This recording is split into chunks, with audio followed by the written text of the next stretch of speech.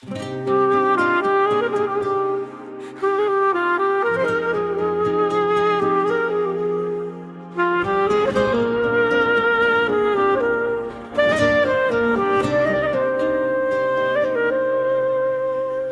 düşer, adın qalar dodağımda.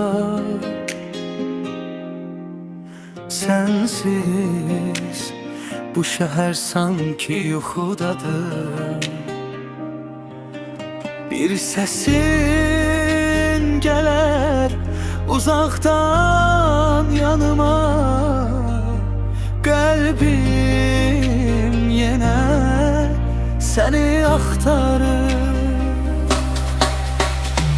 Gəl yenə qayıt mənə, bu ürək dözə bilmir həsrətinə. Sən gedəndən yarım qaldım məndə, adını yazdım gecənin üstünə. Gəl yenə qayıt mənə, səsini ver bu susan qəlbimə. Sən olan yer mənə cənnət kimi, sənsiz hər şey dönür kədərə.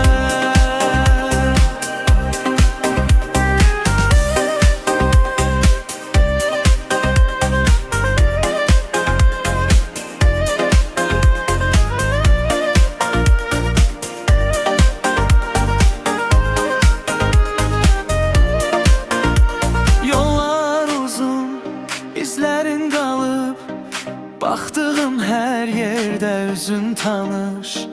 Bir ümid kimi içimdə qalıb, bitmədi heç bu sevda yanıb.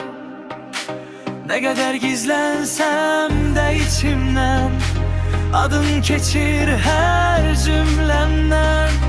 Bir dəfə dön, bircə dəfə gəl, bu qəlb çıxmasın əlimdən.